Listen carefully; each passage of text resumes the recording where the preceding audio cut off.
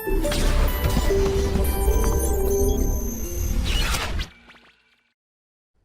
आइए एक अगले टॉपिक की तरफ बढ़ते हैं, जो है combined translation and rotation motion, मतलब संयुक्त स्थानांतरण एवं घूर्णन गति।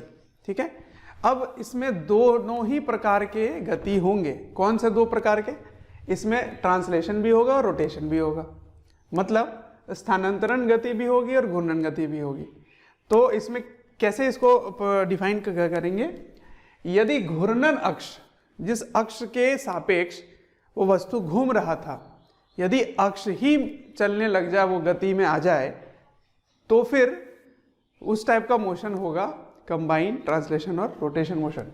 तो यदि घूर्णन अक्ष गति कर रही है, तब इस प्रकार के गति संयुक्त स्थानांतरण एवं घूर्णन गति कहलाती है। ठीक है, तो इसको समझेंगे कैसे। अब अभी तक जो अक्ष था मेरा वो फिक्स था, एक कील लगा दिया था आपने और उसी के सापेक्ष वो घूम रहा था, उसके परिता वो घूम रहा था। अब क्या होगा, अभी इसको अपने ये आपका अक्ष हुआ करता था और ये ऐसे घूमता था ओमेगा से। ठीक, अब क्या होगा, ये जो अक्ष है ये भी चलने लगेगा ऐसे। तो आपको क्या दिखेगा? आपको दिखेगा ये ऐसे घूम रहा है और आगे भी बढ़ रहा है, घूम रहा है और आगे भी बढ़ रहा है ऐसे। ठीक है, तो इस टाइप का मोशन आपको कहाँ दिखाई देता है? जैसे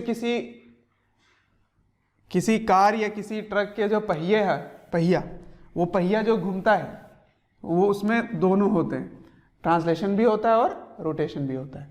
ठीक है, तो इस प्रकार के गति को आप क्या बोलेंगे? Combined translation plus rotation, T+R बोलेंगे। ठीक है, इसमें आप ऐसे भी देख सकते हैं, इस छड़ी में देखिए, ये छड़ी अगर आगे बढ़े और ऐसे घूमे भी, तो इस प्रकार के गति को क्या बोलेंगे? Combined translation rotation. इसमें दोनों हो रहा है, ये आगे भी बढ़ रहा है ऐसे और घूम भी रहा है, तो ये ऐसे होगा इस प्रकार। ठीक है, अब इस प्रकार के गति को हम पढ़ने वाले हैं। तो इस चैप्टर के पहले वाले चैप्टरों में, सारे चैप्टरों में हमने ट्रांसलेशन मोशन पढ़ लिया था। इस चैप्टर में रोटेशन के बारे में काफ़ी चीज़ें हमने पढ़ी कि कैसे वो घूमता है, घूमने का कारण क्या है, बल आघूर्ण, जड़त्व आघूर्ण, बल, वो जो मोमेंट ऑफ इनर्शिया है, टॉर्क है, ये सारी बातें हमने यहाँ सीखी। तो दोनों चीज़ें आएंगी जो आप पहले सीख चुके हो, फोर्स के बारे में, लीनियर मोमेंटम, और जो आप भी सीखे एंगुलर मोमेंटम, टॉर्क, वो सारी चीज़ें, दोनों चीज़ें आ जाएंगी इसमें। ठीक है, ऊर्जा के साथ साथ। तो ये इसकी शुरुआत वाली बात हो गई। अब मैं आपको बताता हूँ कि यदि एक वस्तु दोनों में रहे तो उसकी काइनेमेटिक्स क्या होगी। ठीक है ना, कण गतिकी क्या होगी, काइनेमेटिक्स मतलब उसकी डिस्प्लेसमेंट, विस्थापन, दूरी यानी कि डिस्टेंस, वेग, वेलोसिटी, त्वरण, एक्सेलरेशन, ये सब कैसे आप निकालोगे। ठीक है, तो पहले वो सब सीख लेते हैं, फिर उसके बारे में से सीखते हैं कि उसकी मोमेंटम क्या होगी, angular momentum, linear momentum, energy, सब कुछ जब हमें पता चल जाएगा कि दोनों चीज़ें जब रहेंगी तो कैसे देखेंगे, तो फिर आगे के सवाल हम लगा सकेंगे। ठीक है, चलिए इसको नोट डाउन कर लीजिए। तो आइए पहला पार्ट देखते हैं। इसमें मैं आपको क्या सिखाना चाह रहा हूँ कि यदि ये घूर्णन और स्थानांतरण दोनों ही है, इसके साथ ओमेगा से ये चल रहा है और ये V है। ठीक है, तो मान लीजिए ये ओरिजिन है 0,0, तो आपको बताना है इस A बिंदु पे जो कण है, उस कण का कोऑर्डिनेट क्या होगा किसी भी t टाइम पे। मान लीजिए वो यहाँ आ गया, ये यहाँ आ गया, तो किसी भी t समय पर इसकी कोऑर्डिनेट क्या होगी, ये ज्ञात करना है आपको। ये हो गया x, ठीक है, और ये हो जाएगा y, ये y है। समझ में आया? तो आपको कोऑर्डिनेट बताना है समय का फलन के साथ, है ना, as a function of time. Find coordinate as a function of time. तो कैसे फाइंड करेंगे, देखिए यहाँ पहुँच गया ये, तो ये x, y हो गया। ठीक है, x का मान आप कैसे निकालेंगे और y का मान कैसे निकालेंगे उसको देखते हैं। तो देखिए ध्यान से, ये ऐसे हो गया, पहले ये यहाँ था, ठीक है, तो इसने थीटा एंगल रोटेट किया होगा। तो थीटा के बारे में आप क्या लिखेंगे? थीटा के बारे में लिखेंगे कि वो है ओमेगा इंटू टी, ठीक है, ओमेगा कांस्टेंट मान के चल रहा हूँ मैं, ठीक। अब समझिए, ये चीज आर है, ये आर है, ठीक है। तो पहले इसका कोऑर्डिनेट क्या था, पहले देख लीजिए क्या था, ये y अक्ष में है, तो 0, माइनस आर, ये इसकी कोऑर्डिनेट थी पहले। और अब क्या होगी वो पता करना है। तो देखिए, ये वाली दूरी क्या होगी, ये वाली दूरी क्या होगी, ये वाली दूरी हो जाएगी r cos थीटा, ठीक है। और ये वाली दूरी क्या हो जाएगी, r sin थीटा, यहां से आता है। लेकिन आपको कोऑर्डिनेट निकालना है, तो कोऑर्डिनेट ये वाला डिस्टेंस कहलाएगा, ये वाला डिस्टेंस। तो सोचिए, ये जो दूरी है, ये दूरी किसी भी t समय पे कितना है, omega T, sorry velocity into time we T. ये पूरा यहाँ से यहाँ तक वी टी है, ये r sin थीटा है। तो x की वैल्यू क्या हो गई, x की वैल्यू हो गई we T minus r sin theta. और थीटा का मान क्या है, ओमेगा टी। तो मैं यहीं पर ही हटा के लिख देता हूं, ओमेगा टी, ठीक है। अच्छा, अब ये ऊपर कितना डिस्टेंस होगा, तो आप यहीं से ले रहे हो, ये आपका ओरिजिन है, तो बस r cos थीटा ही हो गया। तो y का मान क्या हो जाएगा, minus r cos theta, theta का मान क्या है, ओमेगा टी, ये हो गया x, y, ठीक है। तो ये माइनस हो जाएगा, समझ आ रहा है। तो सबसे पहला क्या फाइंड करना था, पहला फाइंड करना था पोजीशन वेक्टर, नहीं कोऑर्डिनेट। तो यही आपका पोजीशन वेक्टर ही हुआ, इसमें आई लगा दोगे, इसमें जे लगा दोगे, ठीक है। अच्छा, अब अगर आपसे विस्थापन पूछा जाए, विस्थापन डिस्प्लेसमेंट पूछा जाए, तो डिस्प्लेसमेंट क्या होगा, डिस्प्लेसमेंट विस्थापन, तो वो कैसे निकालोगे, विस्थापन क्या होता है, डेल्टा एस विस्थापन क्या लाता है, वो कैसे निकालते हैं, R final minus R initial, ठीक। तो आर इनिशियल क्या है, आर इनिशियल अगर आप देखें तो ये आपका आर इनिशियल है, सही है। तो आर इनिशियल लिखेंगे कैसे, यहां लिख देता हूं, आर इनिशियल का मान क्या है, प्रारंभिक, एक्स कितना है 0, वाई कितना है माइनस आर, आर फाइनल यही वाला, इसको लिख लो एक्स आई कैप प्लस वाई जे कैप, ठीक है।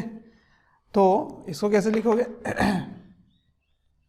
मान लीजिए ये x1 है और ये x2, ये y1 है और ये y2, तो इसको कैसे लिखते हैं, x2 minus x1 I cap plus y2 minus y1 J cap, ठीक है ना। ये आपका विस्थापन आ गया। अब दूरी कैसे निकालेंगे, डिस्टेंस कैसे निकालेंगे,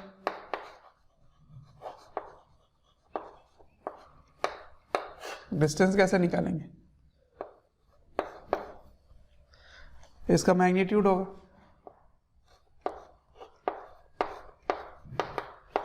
root under x2 minus x1 का whole square plus y1 minus y2 का होल स्क्वायर, ऐसे होगा, ठीक है। अच्छा, नंबर 4 इज वेलोसिटी, ठीक है। वेलोसिटी क्या होगा, वेग का मान कैसे ज्ञात करेंगे। तो देखिए, यहां से मेन डिस्कशन शुरू होता है। अगर दोनों हो ना, कंबाइंड ट्रांसलेशन और रोटेशन मोशन हो, तो इसको पढ़ने के लिए हम एक आसान काम करेंगे। क्योंकि आप अगर ग्राउंड से देखोगे तो बड़ा कॉम्प्लिकेटेड दिखेगा। तो हम लोग तोड़ तोड़ के काम करेंगे। सबसे पहले सेंटर ऑफ मास में बैठ जाएंगे, द्रव्यमान केंद्र में बैठ जाएंगे। तो सेंटर ऑफ मास में अगर आप बैठ जाते हो तो आपको ये कैसा मोशन दिखाई देता है? Pure rotation motion, pure rotation घुमाई देगा, केवल वो घूमता हुआ दिखेगा। सेंटर ऑफ मास में बैठोगे तो केवल घूमता हुआ दिखेगा। उसके बाद सेंटर ऑफ मास का वेलोसिटी अगर देखोगे तो सेंटर ऑफ मास तो वो केवल स्ट्रेट लाइन में जा रहा है v से, ठीक है ना। तो दोनों को कंबाइन कर लोगे, ठीक है। तो velocity of a with respect to center of mass is velocity of a minus velocity of center of mass। हमने यही पढ़ा था किसमें? सापेक्षिक गति में, रिलेटिव मोशन में यही पढ़ा था हमने कि a का वेग द्रव्यमान केंद्र के सापेक्ष क्या लिख सकते हैं? va minus v centre mass. तो यहाँ से va क्या होगा? va क्या होगा? va होगा va centre of mass plus velocity of centre of mass. तो यही चीज़ मैं कह रहा था। अब सारी चीज़ें हम ऐसे ही इसको स्टडी करेंगे कि सेंटर ऑफ मास में बैठ के देखोगे तो कंप्लीट रोटेशन को दिखाई देगा, और सेंटर ऑफ मास का देखोगे तो वो ट्रांसलेशन दिखाई देगा। तो इसको अगर कंबाइन कर दिया जाए, ऐसे यहाँ बना के दिखाता हूँ। मान लीजिए आपको इसकी वेग पता करनी है, ठीक है। तो सबसे पहले जब आप सेंटर ऑफ मास में बैठ के देखेंगे, सेंटर ऑफ मास में बैठ के देखेंगे तो आपको क्या दिखेगा? ये ओमेगा आर से इधर जाता हुआ दिखेगा, ठीक है। तो ये क्या बन गया? Velocity of A with respect to centre of mass. अब सेंटर ऑफ मास का वेलोसिटी अगर देखोगे तो क्या कैसा दिखेगा? सेंटर ऑफ मास का वेलोसिटी ऐसे, ये होगा V velocity of centre of mass, ठीक है। तो ये भी velocity of centre of mass होगा ऐसे, v ऐसे होगा v, है ना। तो ये दो सदिश हो गए, एक ये और ये। अब इसके मध्य जो कोण होगा थीटा, उसको आप जोड़ देंगे तो ये आपका रिजल्टेंट आ जाएगा, ठीक है। तो कैसे करोगे? तो रूट के अंदर v square plus omega R square plus 2ab cos theta, ऐसे निकलेगा v। आया समझ? a मतलब कोई भी कण की बात हो रही है, ओके। तो ये आगे चल रहा था और ये घूम भी रहा था, ऐसे भी था और ये ऐसे भी था, v। तो ये v है तो ये भी v होगा, है ना। ट्रांसलेशन मोशन से मैंने सिखा रखा है कि ट्रांसलेशन मोशन में हर कण उसी वेग से आगे बढ़ रहा होता है जो सेंटर मास का वेलोसिटी है, ठीक है। ये हो गई बात। अब इसी में मैं एक आगे पूछूंगा, चलो आगे पूछता हूं। नंबर 5 पे आ जाते हैं, वो है त्वरण, एक्सेलरेशन।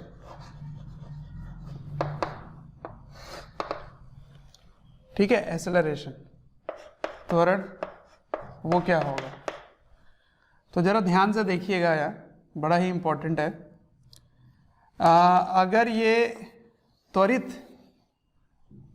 गति कर रहा है, त्वरित है, तो इसकी एक सेंटर ऑफ मास की जो एक्सेलरेशन है a, वो होगी। अच्छा, उसके बाद इस कण का एक तो त्वरण इस दिशा में आएगा अगर ये अल्फा से जा रहा है तो, ठीक है, अल्फा से जा रहा है तो जरा ध्यान से देखना। एक त्वरण टेंजेंशियल होगा at, वो कितना होगा? अल्फा आर, कैपिटल आर ले रहा हूं, कैपिटल आर लेते हैं। चलो, एक होगा टेंजेंशियल, एक होगा रेडियल, क्योंकि ये सर्कुलर भी कर रहा है, रोटेशन में सर्कुलर होता है। तो इस क्षण अगर ओमेगा है ना, तो ये रेडियल हो गया ओमेगा स्क्वायर आर। इस समय ओमेगा है अगर, और अल्फा भी है, तो तो एक टेंजेंशियल हो गया, एक रेडियल हो गया, साथ ही साथ एक ट्रांसलेशनल एक्सेलरेशन भी होगा, एक्सेलरेशन ऑफ सेंटर ऑफ मास वाला, ठीक है, ये होगा। तो देख रहे हो 3 एक्सेलरेशन आ गए। थैंक यू डियर स्टूडेंट्स, हमें ढेर सारा प्यार देने के लिए। डेली हज़ारों स्टूडेंट्स हमारे वीडियोस से लाभ उठा रहे हैं, उनको काफ़ी बेनिफिट पहुंच रहा है हमारे वीडियो लेक्चर से। आपसे एक रिक्वेस्ट है कि डिस्क्रिप्शन बॉक्स पे एक लिंक है, उस लिंक को क्लिक करें और अपनी एनरोलमेंट सुनिश्चित करें।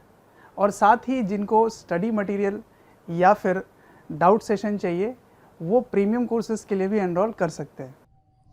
तो ये आपको ध्यान रखना पड़ेगा।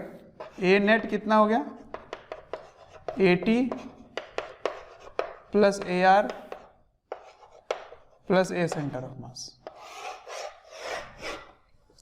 ए सेंटर ऑफ मास क्या होता है, ट्रांसलेशन मोशन वाला जो होगा, ठीक है। तो तीनों को जोड़ोगे यहाँ पे। तो ध्यान रखना कभी भी कि अगर मान लीजिए अल्फा 0 है तो 80 0 हो गया, ओमेगा 0 नहीं है तो रेडियल 0 नहीं होगा। अगर सेंटर मास की एक्सेलरेशन 0 है तो ये 0 हो गई, पर ये कभी 0 नहीं होगा क्योंकि वो घूमता रहेगा। अगर वो घूम नहीं रहा होता तब तो ये भी 0 हो जाता। तो ये चीज़ ध्यान रखना कि जब वो घूर्णन गति में होता है, रोटेशन में होता है, तो सर्कुलर मोशन भी होता है। मैंने कहा था आपको रोटेशन मोशन में कि हर कण वृत्तीय गति में होता है, ठीक है। तो हर पार्टिकल सर्कुलर मोशन में होता है, ये चीज़ आपको ध्यान रखना होता है। तो ये बहुत ही इंपॉर्टेंट और बेसिक बातें हैं जिनको आपको नोट डाउन करके रखना है। इसका इस्तेमाल आगे हम लोग करेंगे, ठीक है। अच्छा, इसमें मैं एक क्वेश्चन जैसा ले लेता हूं जो कि एक्चुअली एक रिजल्ट है, इसको इस्तेमाल आगे हम लोग करने वाले हैं। सर्कुलर मोशन में आपने सीख रखा होगा, ठीक है। अभी मैं आपको करा देता हूं, फिर आगे बढ़ते हैं। तो एक्सेलरेशन तक हो गया, ये काइनेमेटिक्स यहाँ पे कंप्लीट हो गया। अब हम लोग मोमेंटम देखेंगे, संवेग देखेंगे, लीनियर, एंगुलर, उसके बाद काइनेटिक एनर्जी वगैरह सब देखेंगे, ठीक है। Note down. अच्छा, आगे बढ़ने से पहले ये दोनों चीज़ें हम पढ़ ही लेते हैं, लीनियर मोमेंटम और एंगुलर मोमेंटम के बारे में, ठीक है। तो रेखीय संवेग, संवेग है, रेखीय संवेग है ना, रेखीय संवेग एवं, हाँ, रेखीय संवेग किसमें, combined translation and rotation motion मतलब संयुक्त स्थानांतरण एवं घूर्णन गति में, ठीक है। तो आप संवेग, रेखीय संवेग पढ़ेंगे। तो मान लीजिए एक वस्तु है जो इस प्रकार है ना, ऐसे। इसका सेंटर ऑफ मास यहाँ पर कहीं है, ये है सेंटर ऑफ मास। अब सेंटर ऑफ मास ऐसे जा रहा है, वी सेंटर ऑफ मास से, ठीक है। और साथ ही साथ इसकी ऐसे ओमेगा भी है, ओमेगा भी है, ठीक। तो आप इसका क्या निकालना चाहते हैं, लीनियर मोमेंटम निकालना चाहते हैं। तो उसके लिए आपको क्या करना होगा, आप इसको ऐसे छोटे छोटे कण में विभाजित कर दीजिए। मान लीजिए आप यहाँ पर एक वस्तु है m1 मास का, यहाँ पर एक वस्तु है m2 मास का, ठीक। तो इस m1 का अगर आप ऐसे छोटे छोटे छोटे छोटे बहुत सारे मासेस से ये बना हुआ है जिसका टोटल मास कैपिटल है, तो लीनियर मोमेंटम ऑफ सिस्टम क्या लिखेंगे, इस पूरे का क्या लिखेंगे, आप लिखेंगे 1 का जो लीनियर मोमेंटम है उसको लिखेंगे, तो m1 इंटू v1 लिखेंगे प्लस m2 इंटू v2 लिखेंगे plus m3 into v3 and so on, ठीक है। अच्छा, अब v1 को कैसे लिखेंगे, v1 को कैसे लिखेंगे, तो मैंने आपको सिखाया है कि v1 को हम लोग कैसे देखेंगे। पहले सेंटर ऑफ मास पे चले जाएंगे, तो 1 with respect to centre of mass plus velocity of centre of mass, ऐसे करेंगे, ठीक है। अब सेंटर ऑफ मास के सापेक्ष अगर 1 का आप देखते हैं तो आपको क्या दिखेगा, वो तो क्या दिखेगा, सेंटर ऑफ मास के सापेक्ष क्या दिखेगा, 1 का वेग सेंटर ऑफ मास के सापेक्ष क्या दिखेगा, देखिए वो दिखेगा बिल्कुल घूमता हुआ दिखेगा और यहाँ पर ओमेगा आर बन जाएगा, है ना, ऐसे घूमता हुआ दिखेगा। यहाँ पे ये सर्कुलर मोशन में जाएगा ऐसे, ऐसे सर्कुलर मोशन में जाएगा और यहाँ पर ऐसे ओमेगा आर बन जाएगा, R1। सही है। तो इसको खैर इसका अगर सदिश में लिखा जाए तो इसको कैसे लिखेंगे, इसको लिखेंगे ओमेगा क्रॉस R1, ठीक है, plus velocity of centre of mass, ऐसे लिखेंगे। ठीक है, अब 1 का मान यहाँ पे रख दीजिए, तो omega cross R1 plus V centre of mass, ठीक है, प्लस M2 इंटू V2 को कैसे लिखेंगे, omega cross R2 plus velocity of centre of mass, और इसी तरह से आगे बढ़ता जाएगा। ठीक है, अब समझते हैं इस बात को। इसको जब आप खोलेंगे तो यहाँ से ओमेगा को कॉमन ले सकते हैं, ठीक है, यहाँ से खोल लिया और ओमेगा को कॉमन ले लिया, तो क्या आएगा, ओमेगा क्रॉस, है ना, अंदर क्या आएगा, M1 R1, ठीक, इसमें भी ओमेगा कॉमन ले लिया मैंने, तो अंदर क्या आ जाएगा, M2 R2 प्लस ऐसे ऐसे ऐसे चलता जाएगा।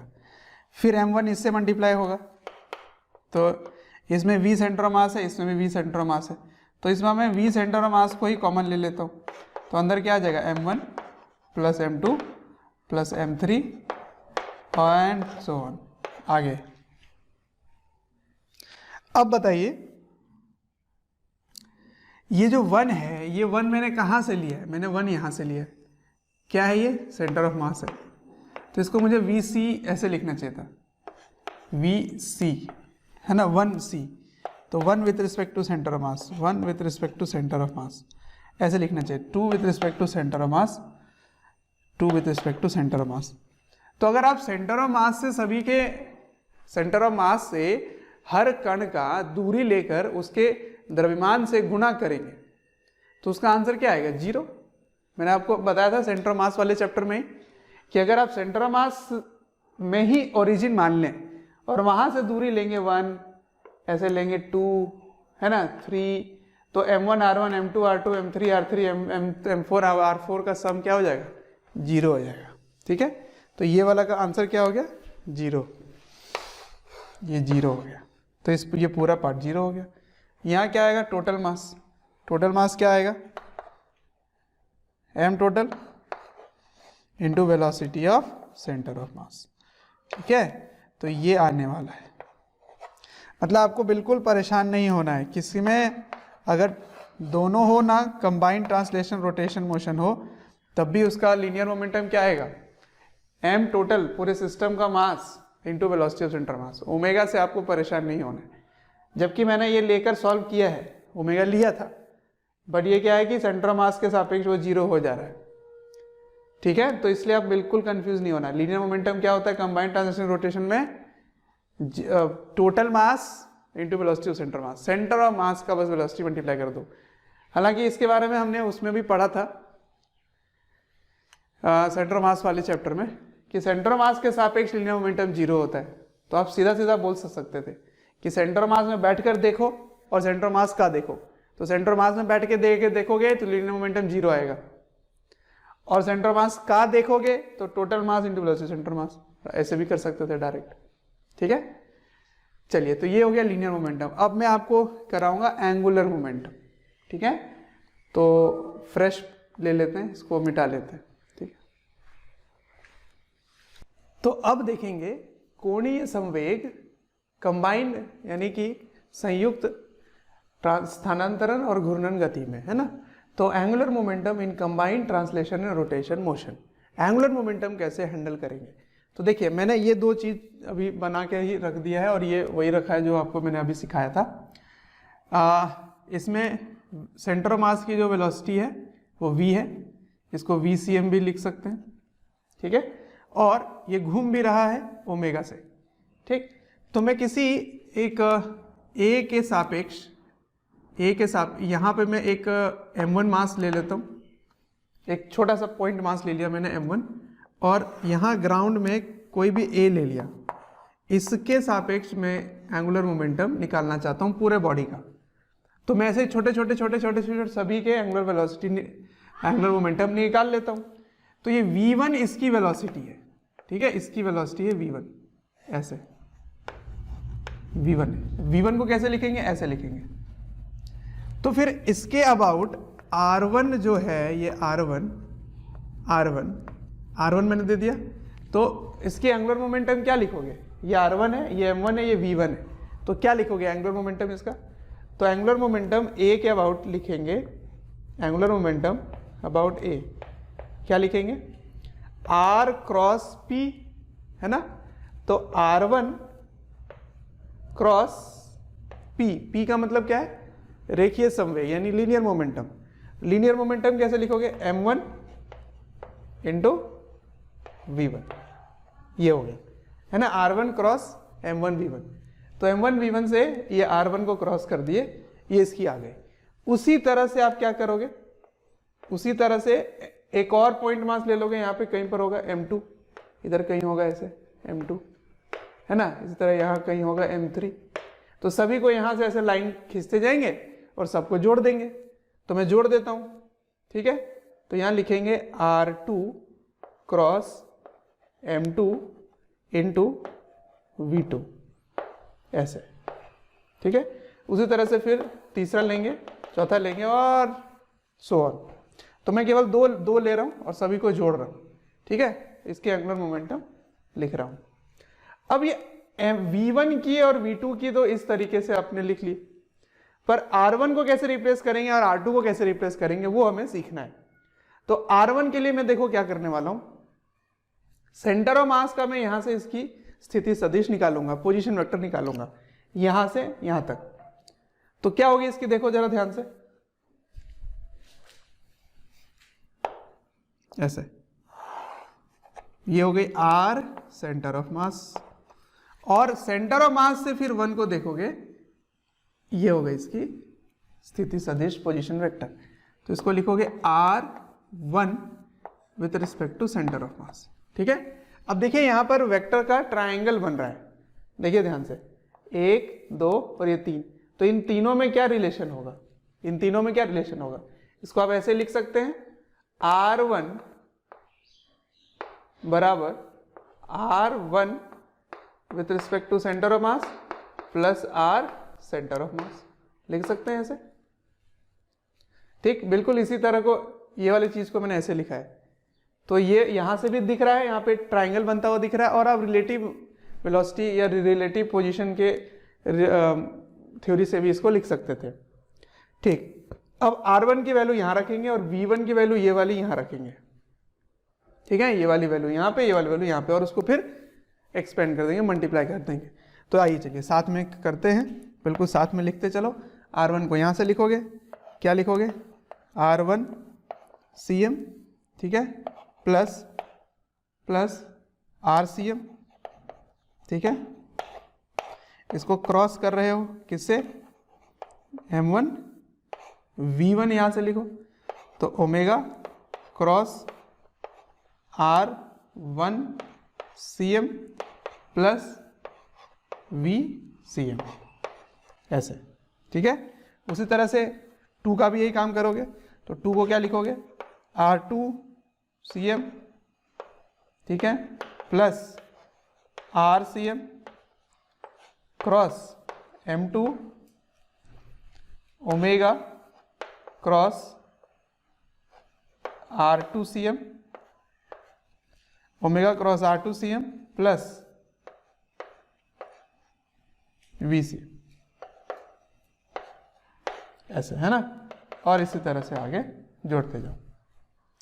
चलो अब एक एक करके इसको मल्टीप्लाई करते हैं, बिल्कुल केयरफुली, यहीं पर ही सारा काम छुपा हुआ है, ठीक है, एकदम ध्यान से देखना है आपको। सबसे पहले तो m1 को इन सबसे मल्टीप्लाई करोगे और इसको इससे मल्टीप्लाई करना शुरू करोगे, ठीक। तो चलो यहाँ से शुरू करते हैं, r1 को इन दोनों से मल्टीप्लाई करो, तो r1 cm लिखा हुआ है, r1 cm मतलब सेंटर ऑफ मास से पोजीशन वेक्टर देखना है आपको, ये हो गया r1, और ये है ओमेगा क्रॉस r1 cm। तो ओमेगा क्रॉस r जो लिखा हुआ है, ओमेगा क्रॉस r, इसकी दिशा किधर होगी, किधर होगी, इसकी दिशा किधर होगी, तो वो इन दोनों के लंबवत होगी, दोनों के परपेंडिकुलर होने वाला है। ओमेगा के परपेंडिकुलर और आर के परपेंडिकुलर, क्योंकि क्रॉस प्रोडक्ट के नियम से आप क्या बोलते हैं, अगर ए क्रॉस बी है तो उसका जो आंसर है वो ए के ही परपेंडिकुलर है और बी के ही परपेंडिकुलर है। इसका मतलब आर के परपेंडिकुलर तो होगा, R1 C के परपेंडिकुलर होगा। तो अगर आप इसको इससे क्रॉस करते हैं, इससे, प्यारे बच्चों, जब मैं कमेंट सेक्शन में जाता हूँ तो कुछ ऐसे लाइन हैं, कुछ ऐसे कमेंट्स हैं जो काफ़ी कॉमन है, और वो ये हैं कि सर एक इस चैप्टर का इस टॉपिक के बारे में वीडियो बना दें या इस टॉपिक को थोड़ा सा इलेबोरेट करके समझा दें। तो प्यारे बच्चों, मैं आपसे रिक्वेस्ट करना चाहता हूँ कि सबसे पहले तो हमारे चैनल को सब्सक्राइब करें और बेल आइकन को हिट करें। इससे क्या होगा कि कोई भी नोटिफिकेशन आप मिस नहीं करेंगे। मैं ये इसलिए कह रहा हूँ क्योंकि जिस टॉपिक के बारे में आप पूछ रहे होते हैं या आप रिक्वेस्ट कर रहे होते हैं वो हमारे चैनल्स में ऑलरेडी वीडियोज़ हैं। आप अगर चैनल विजिट करेंगे तो प्लेलिस्ट भी बने हुए हैं, और प्लेलिस्ट से आप अपने जो डिमांड है, जो आपके पर्टिकुलर टॉपिक्स हैं, उनको आप विजिट करके पढ़ सकते हैं। तो इससे अगर आप क्रॉस करते हैं इसको, तो इन दोनों के बीच में एंगल क्या आ रहा है, 90 डिग्री आ रहा है। इसके बीच का कोण 90 डिग्री है। इसका मतलब इसको इससे क्रॉस करोगे तो ये पूरी तरह से गुणा हो जाएगा, और केवल ऐसा ही आप मल्टीप्लाई करके लिख सकते हो। तो क्या लिखेंगे, R1 CM, ठीक है। अब उसको वेक्टर लिखने की जरूरत है ही नहीं, आपने क्रॉस इससे किया तो into M1 omega R1 CM। तो देखो यहाँ भी R1C R1C यहाँ भी है ना। इसको आप CM लिखो या C लिखो, चल जाएगा। तो ये दोनों गुणा होके क्या हो जाएगा, स्क्वायर हो जाएगा। तो क्या लिखोगे, M1 R1 square into omega. आया समझ क्या कर रहा हूँ मैं, बहुत इंपॉर्टेंट है। इसको इससे गुणा कर रहा हूँ और इसकी दिशा और इसकी दिशा परपेंडिकुलर है, 90 डिग्री है, इसलिए क्रॉस प्रोडक्ट जब खुलेगा तो साइन 91 हो जाएगा। तो दोनों का मैग्नीट्यूड ही केवल मैंने लिख दिया, तो यहाँ से वेक्टर मैंने हटा दिया। तो ये आ गया M1 R1 square into omega, ठीक है, प्लस प्लस। अब इसको इससे करोगे गुणा, तो आइए लिखते हैं R1C cross cross M1 VC, ठीक है। अच्छा, प्लस प्लस, इन दोनों का काम हो गया। अब इसकी बारी है, समझ में आ रहा है। तो आप लिखोगे RCM क्रॉस, इसको इससे करना है M1 ओमेगा क्रॉस RCM, ठीक है ना, RCM, ठीक है। अब इसको इससे गुणा करना है, plus RCM cross RCM cross, इसको इससे करना है M1 VCM, ठीक है ना। तो एक बार मैंने इसको इससे किया, इसको इससे किया, फिर इसको इससे किया, अब इसको इससे करेंगे, ठीक है। आइए, तो ओमेगा क्रॉस RCM, हाँ। इसी तरह से 2 के साथ भी होगा, जहां जहां मैंने 1 लिखा है वहां वहां 2 होगा, यहाँ 2, यहाँ 2, यहाँ 2, यहाँ 2, यहाँ 2, ऐसे होगा। तो मैं उसको इसी तरह से डॉट डॉट डॉट डॉट कर देता हूँ, ठीक है। अब यहां से लिखना शुरू करते हैं। आइए एक बार फिर से इसको देख लीजिए क्या क्या किया मैंने, फिर से देखना बहुत जरूरी है। सबसे पहले तो इन दोनों को जब मैंने गुणा किया, ये 90 डिग्री था तो यहाँ पे स्क्वायर हो गया, क्योंकि ये दोनों अब स्केलर बन चुके हैं।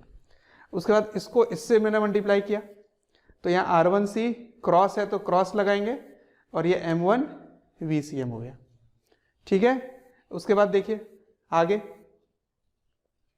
आगे क्या लिखा हुआ है, इसको इससे किया मैंने, इसको इससे किया, तो omega RCM cross M1 omega R1CM, ठीक है, with respect to centre mass है। फिर इसको इससे किया तो RCM क्रॉस M1 VCM, ठीक है। अब देखिए, अब मैं क्या क्या करने वाला हूं यहां पर, सेम 2 के साथ भी है, मैं 2 नहीं लिख रहा, प्लस ऐसे आगे आगे आगे आएगा। तो इसको मैंने स्क्वायर कर दिया है ना। तो m1r1 स्क्वायर ओमेगा, तो यहां से आप कॉमन क्या ले सकते हैं, ओमेगा को कॉमन ले सकते हैं। तो अंदर क्या आएगा, m1r1 square plus m2r2 square plus ऐसे ऐसे ऐसे आगे जाएगा। और मैंने क्या किया, यहाँ से ओमेगा कॉमन ले लिया, क्योंकि मैंने आपको कहा कि जहाँ जहाँ 1 है वहाँ आप m2 भी लिखोगे, 2 भी, 3, 4, 5, 6 ऐसे आता रहेगा, पर सभी में ओमेगा ही रहेगा। तो मैंने ओमेगा कॉमन ले लिया। ठीक, तो इसको क्या बोल सकते हैं, m1r1 स्क्वायर m2r2 स्क्वायर को क्या बोल सकते हैं, ये तो a के अबाउट मोमेंट ऑफ इनर्शिया हो गया है ना, a के अबाउट मोमेंट ऑफ इनर्शिया हो गया। लेकिन साथ ही साथ यहाँ पे cm भी है, नहीं a के अबाउट नहीं होगा, गलत, r1c है, तो यहाँ पे c भी है, r1c, c। इसका मतलब क्या है, r1c मतलब सेंटर मास में बैठकर देखोगे तो उसका डिस्टेंस लेना है। इसका मतलब आपकी एक्सिस कहां हो गई, सेंटर ऑफ मास हो गई, अक्ष कहां हो गया, सेंटर ऑफ मास हो गया। तो सेंटर ऑफ मास से आप डिस्टेंस ले रहे हो, सेंटर ऑफ मास से आप डिस्टेंस ले रहे हो, तो सेंटर मास से डिस्टेंस r1c हो गया, तो m1r1c स्क्वायर हो गया।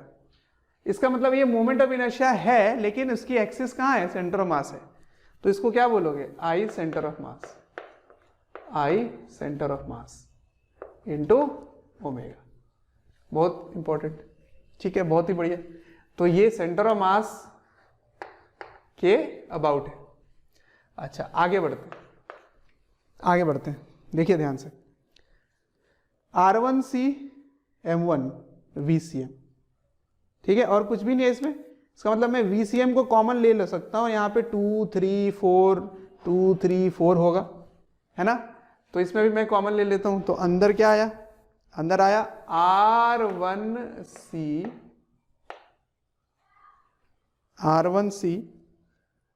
Into m1। तो इसको मैं m1 को आगे भी कर सकते हो, पीछे भी कर सकते हो, समझ में आ रहा है। ये तो एक स्केलर है ना, तो इसको आप यहां भी लिख सकते हो, कोई दिक्कत नहीं है। तो मैं वहां लिख लेता हूं, क्योंकि ये एक स्केलर है, m1 एक स्केलर है। तो m1 को मैंने आगे लिख लिया, m1 r1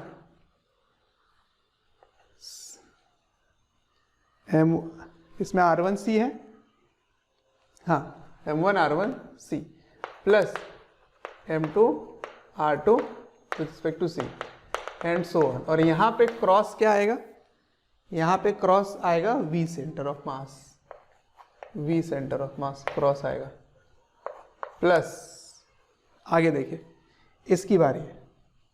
अब इसमें यहाँ पे 1 है, यहाँ पे 1 है, तो यहाँ पे 1, 2, 3, 4 आएगा, लेकिन ये ऐसा का ऐसा ही रहेगा, है ना। तो r सेंटर ऑफ मास और ओमेगा ये भी है। तो इसको आप कैसे करोगे, देखिए ध्यान से, ये हो गया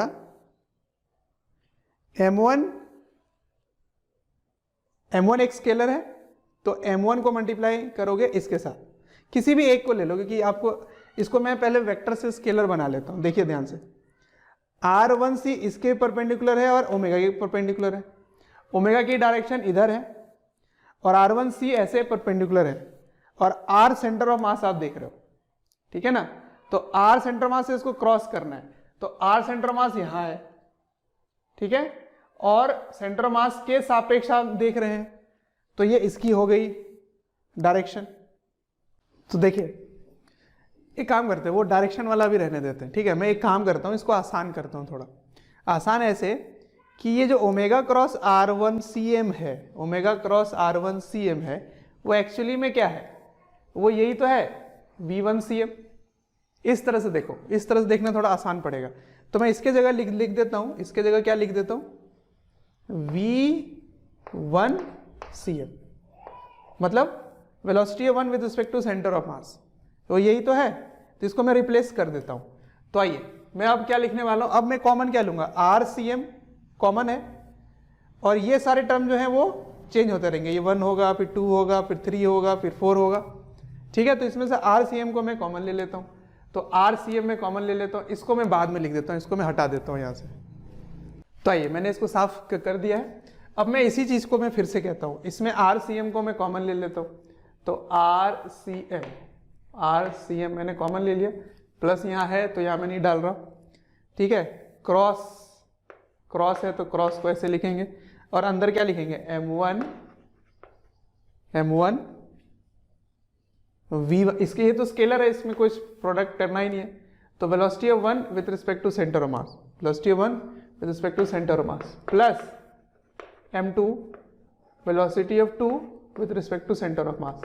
समझ में आ रहा है क्या बोलना चाह रहा हूं मैं इसी चीज, इसको मैं इससे रिप्लेस कर दिया, सबसे अच्छा। ठीक है, ठीक है, इसी तरह से आगे बढ़ते जाइए, और ऐसे हो गया, ठीक, प्लस अब देखिए ध्यान से कहां तक मैं पहुंच गया, इसमें मैंने r क्रॉस, इसमें मैंने क्या कॉमन लिया, इन दोनों को एक साथ रखा, कहां गया ये, यहां हो गया, हाँ, इसमें मैंने VCM को ले लिया कॉमन, और इन दोनों को एक साथ रखा, है ना, R1C, क्योंकि ये तो स्केलर है, क्रॉस रखो ना रखो, क्रॉस को मैंने बाहर ले लिया V के साथ। इसमें मैंने क्या किया, इसमें मैंने इसको रिप्लेस कर दिया V1C से, ठीक है, यहाँ पर एक क्रॉस है तो R सेंटर ऑफ मास को मैंने बाहर लिया, क्रॉस रखा यहाँ पर, और इस पूरे टर्म को मैंने सभी में 2 3 4 जो है वो सबको एक साथ जोड़ दिया, क्योंकि ये तो कॉमन ही रहेगा सब में। अच्छा ठीक है, अब इसकी बारी है, इसमें देखिए क्या है, RCM और VCM, ये तो कॉमन ही रहेगा क्योंकि इसमें 1 2 3 पर डिपेंड कर नहीं रहा, और यहाँ पे बस M1 M2 M3 M4 यही चेंज होगा। तो इसको अगर आप लिखो ध्यान से तो क्या आएगा, RCM क्रॉस अंदर क्या होगा, M1 M2 M3 and so on VCM,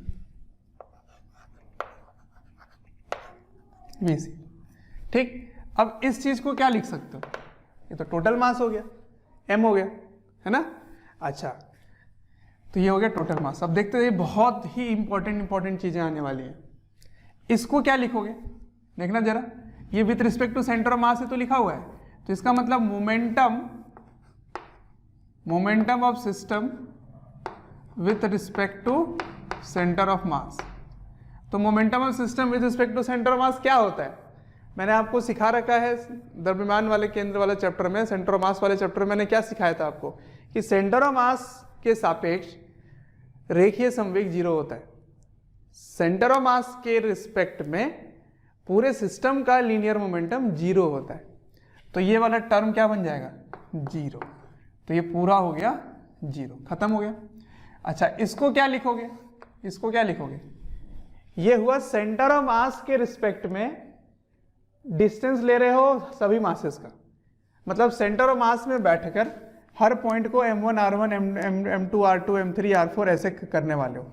ये M2 है तो ये यहाँ पर करोगे R2 सेंटर ऑफ मास, फिर इधर करोगे ये M3 है, ये M3 है, तो इसको लिखोगे R3 सेंटर ऑफ मास, ये R4 सेंटर ऑफ मास, ये R5 सेंटर ऑफ मास, ऐसे होगा, ठीक है। तो M1 R1 M2 R2 M3 R3 इसको सबको जोड़ने पे आंसर क्या आता है, 0 आता है, वो भी 0 आता है। तो ये वाला पार्ट भी क्या बन गया, 0 बन गया, ठीक है। ये सारे के सारी चीजें मैंने सेंटर ऑफ मास में पढ़ा रखा है कि कैसे होता है 0, ये कैसे 0 हुआ।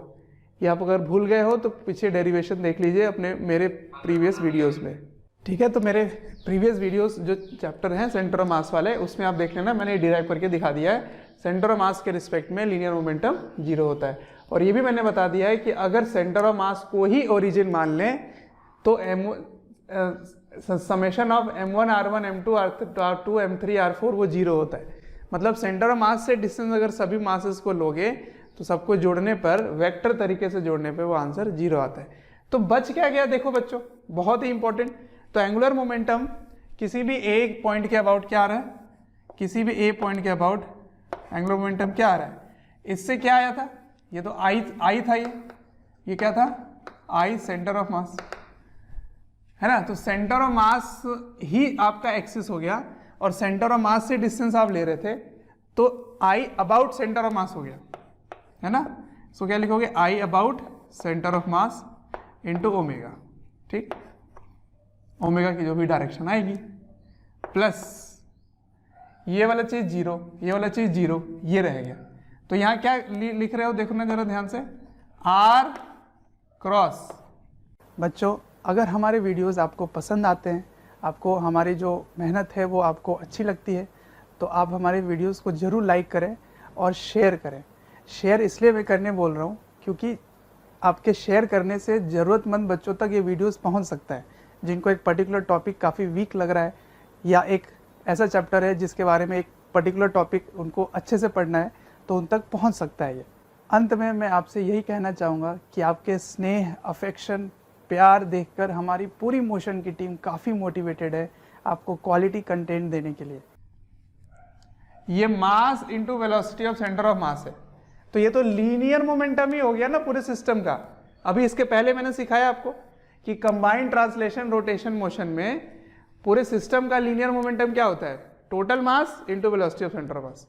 तो ये तो फिर linear momentum of centre of mass ही हो गया, पूरे सिस्टम का लीनियर मोमेंटम हो गया, ये पूरे सिस्टम का लीनियर मोमेंटम।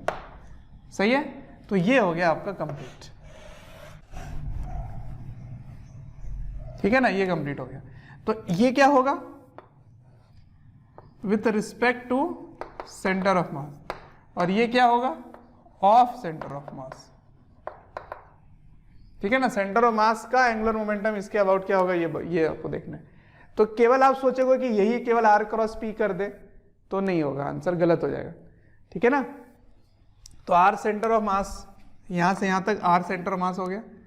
सेंटर ऑफ मास की स्थिति सदिश, position vector of centre of mass about ए।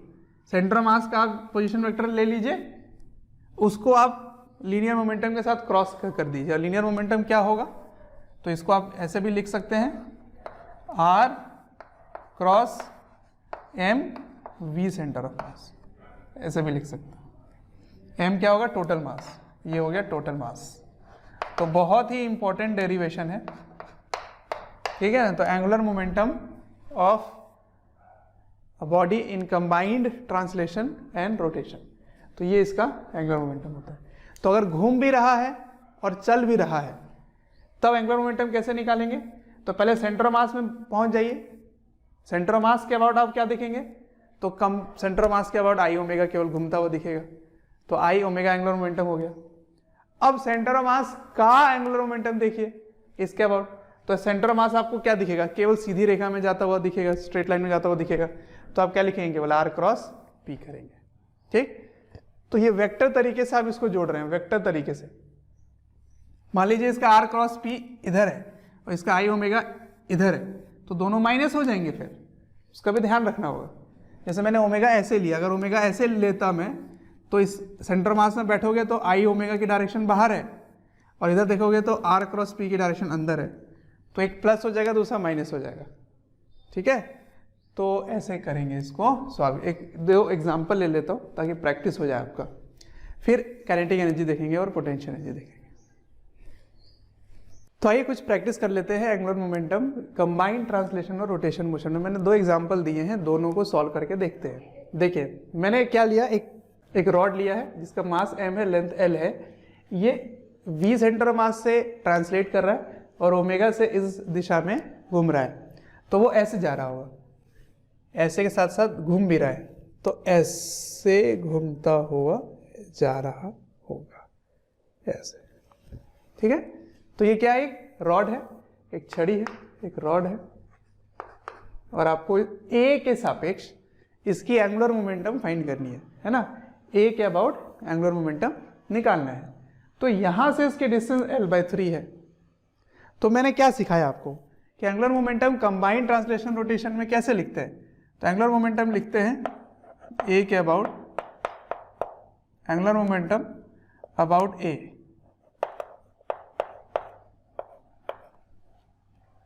मैंने कहा सेंटर ऑफ मास में बैठ जाइए, सेंटर ऑफ मास में बैठ जाइए, और उसके बाद देखिए कि उसके एंगुलर मोमेंटम क्या है। फिर सेंटर ऑफ मास का एंगुलर मोमेंटम देख लीजिए। तो सेंटर ऑफ मास में आप बैठिए, तो बैठने पे आपको क्या दिखेगा, एक रिजिड रॉड होगी जो घूम रही होगी, तो आप लिखेंगे I centre of mass into omega, लेकिन इसकी डायरेक्शन किधर होगी, तो ऐसे घूम रहा है, यानी कि बाहर की ओर होगी, है ना, बाहर की ओर। तो बाहर की ओर कैसे दिखा देंगे, डॉट से, बाहर की ओर डॉट। ठीक, अब सेंटर ऑफ मास का एंगुलर मोमेंटम, तो ये इसकी स्थिति सदिश हो गई, ये इसकी पोजीशन वेक्टर हो गई आर सेंटर ऑफ मास। इसको आपको क्रॉस किससे करना है, वी सेंटर ऑफ मास से। तो R क्रॉस V है ना, R क्रॉस V, एक्चुअली में ये P है, R क्रॉस P है, तो R क्रॉस P करेंगे, R centre of mass cross P, P क्या हो जाएगा, mv सेंटर ऑफ मास, ऐसे। अब इसकी डायरेक्शन किधर होगी, ये देखिए, R centre of mass into P हो गया m सेंटर ऑफ मास, तो ये भी उधर ही आ रहा है, ये भी ऊपर ही आ रहा है, तो ये हो गया। अब दोनों की वैल्यू रख दीजिए, तो I सेंटर ऑफ मास क्या हो जाएगा, ml square by 12 into omega, capital L है, मैंने स्मॉल लिया, कोई प्रॉब्लम नहीं है, ठीक है, इसको ऐसे चलो कैपिटल लिख लेते हैं, ये हो गया। अब इसको प्लस करोगे कि दोनों ही सेम डायरेक्शन में प्लस करोगे, तो R क्रॉस P क्या होगा, देखो तो R क्रॉस P लिखने का एक और तरीका मैंने बताया था, क्या कि परपेंडिकुलर डिस्टेंस ले लीजिए आप, है ना, इसके परपेंडिकुलर जो डिस्टेंस होता है यही होता है क्रॉस प्रोडक्ट में, तो ये डायरेक्शन क्या होगा, ये वाली वैल्यू क्या होगी, तो L/2 में से L/3 को घटा रहे हो, है ना, तो क्या आएगा, देखिए L/2 है, ये यहाँ से यहाँ की दूरी L/2 है, उसमें से L/3 को घटा दीजिए, L/3 घट गया, तो 3 में से 2 गया 1 और 3 दूना 6, ठीक है, तो L/6 हो गया, तो ये वाली दूरी क्या हो जाएगी, L/6, तो ये पूरा मान क्या आ जाएगा, mv centre of mass into L/6, ठीक है ना, ये हो गई बात।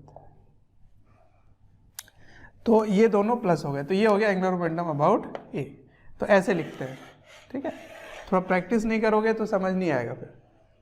अब इसकी बारी है, आइए इसमें भी आपको एंगुलर मोमेंटम निकालना है अबाउट ए। तो सबसे पहले सेंटर मास में बैठ जाइए, सेंटर मास में बैठ गए, अच्छा इसका नाम है डिस्क, डिस्क ले लेते हैं, ये एक डिस्क है ना, सेंटर मास में आप बैठ गए, सेंटर मास में बैठे हुए तो ये ऐसे घूमता हुआ नजर आएगा, तो I centre of mass into omega dot plus, अब R इसका ऐसे जाएगा, सेंटर ऑफ मास का R ऐसे जाएगा, R सेंटर ऑफ मास ऐसे गया, है ना, ये इसकी डायरेक्शन हो गई, एक्चुअली ऐसे जाएगा, ये हो गया R सेंटर ऑफ मास, उसको क्रॉस करना है V से, जो V होगा वही P ही होगा, जिधर V की दिशा होगी उधर ही P की दिशा होगी, है ना, जिधर वेलोसिटी होगा उधर ही लीनियर मोमेंटम होगा, पर एंगुलर मोमेंटम ऐसा नहीं होता है, पर आप अगर सेंटर ऑफ मास पे बैठ के देखोगे तो फिर वही होता है, जिधर ओमेगा होगा उधर ही एंगुलर मोमेंटम कहलाएगा, ठीक है, पर लीनियर मोमेंटम हमेशा वेलोसिटी की डायरेक्शन में होगी।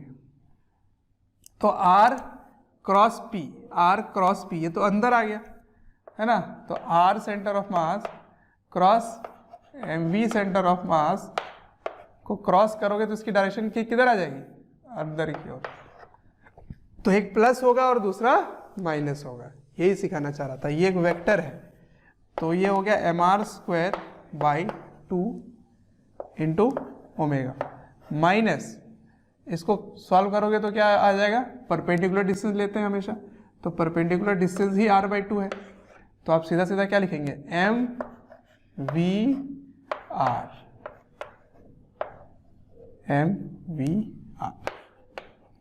ये एक है अबाउट एंगुलर मोमेंटम, ठीक है, आ गया समझ।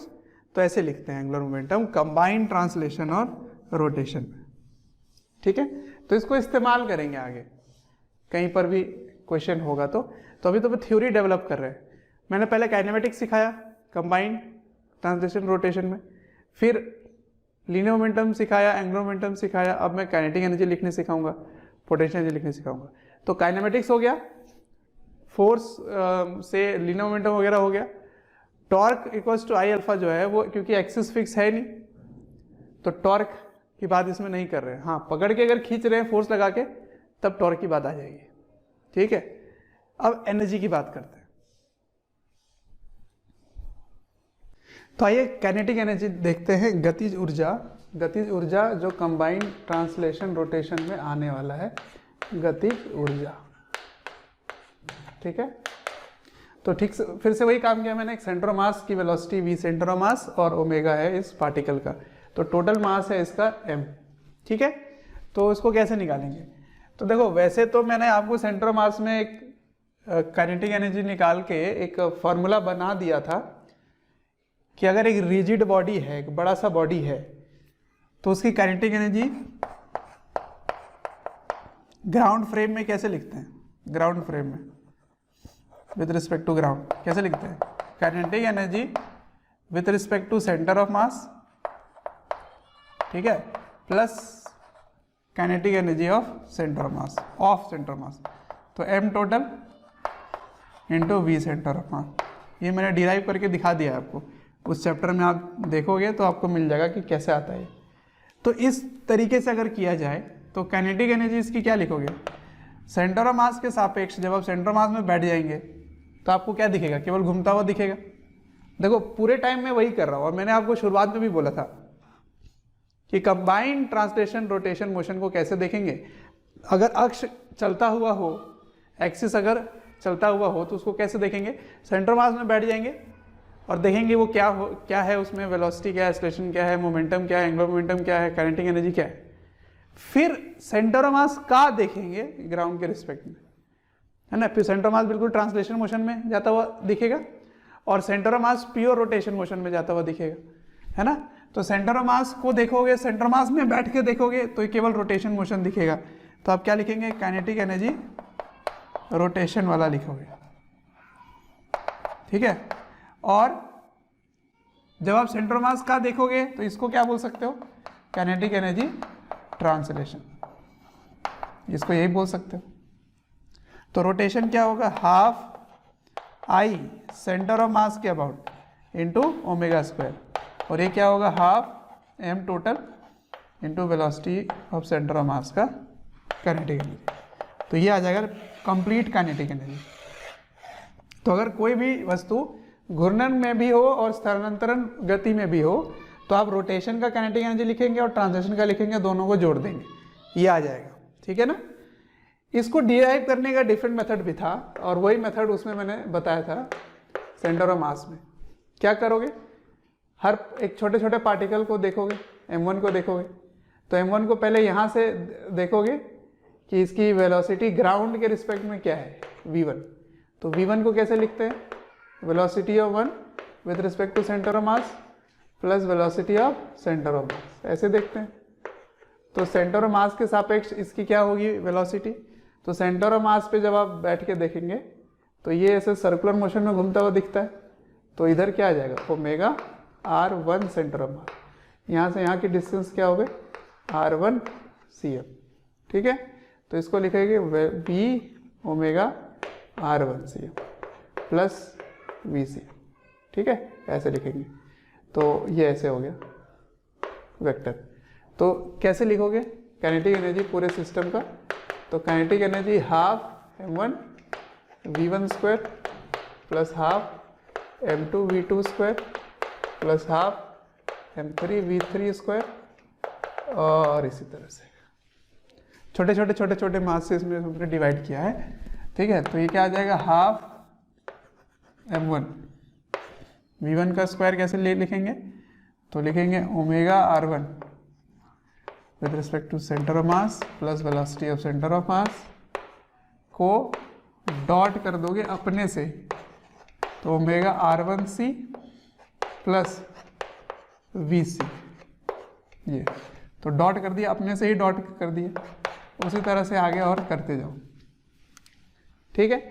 तो एक बार इसको इससे गुणा करोगे तो इसको इससे करो तो क्या आ जाएगा, हाफ m1, तो ओमेगा r के साथ डॉट होगा तो a को a के से डॉट करोगे तो a स्क्वायर ही हो गया, तो ओमेगा स्क्वायर r1c स्क्वायर।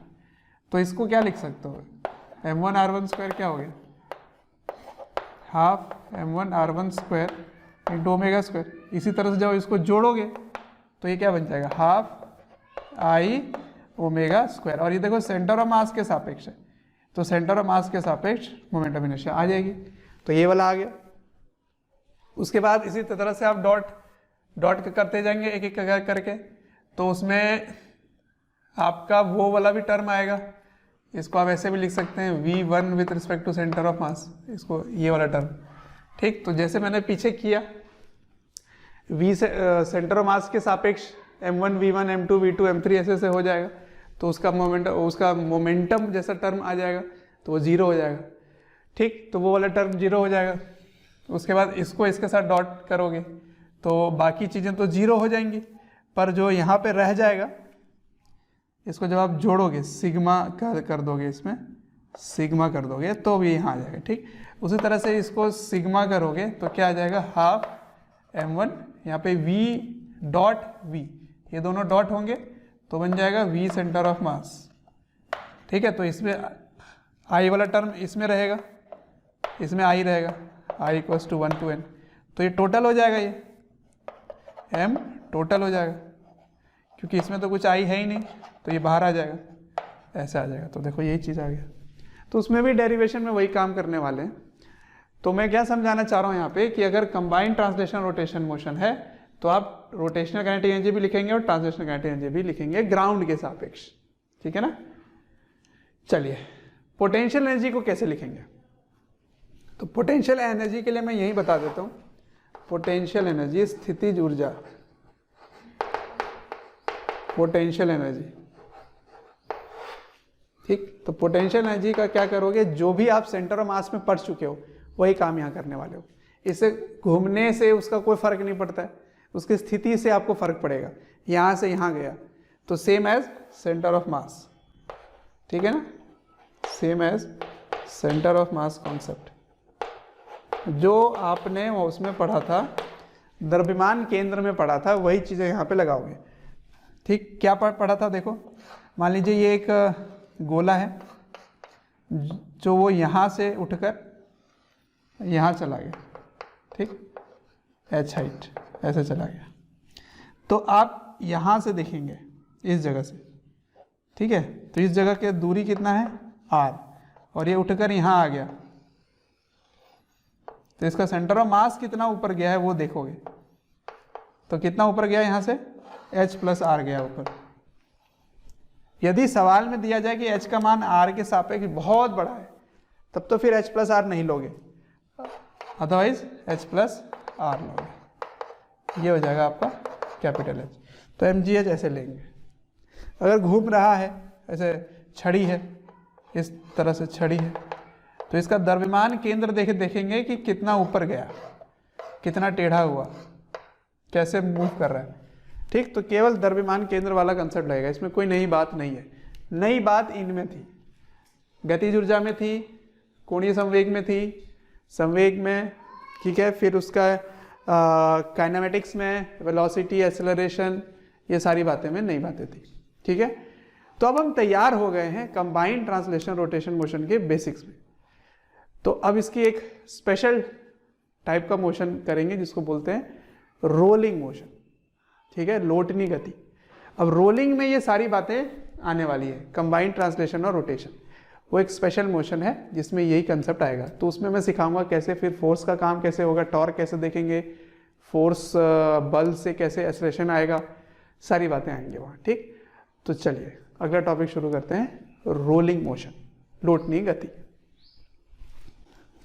कोई भी चैप्टर या वीडियोस आपको डिटेल में ईयर लॉन्ग वाले वीडियोस चाहिए और काफ़ी डिटेल में वीडियोस आपको चाहिए, तो आपको एक नंबर दे रहा हूँ, टोल फ्री नंबर है, आप इनको कॉल करें और डिटेल में आप बात कर सकते हैं और पूछ सकते हैं। नंबर है 1800 2121 799।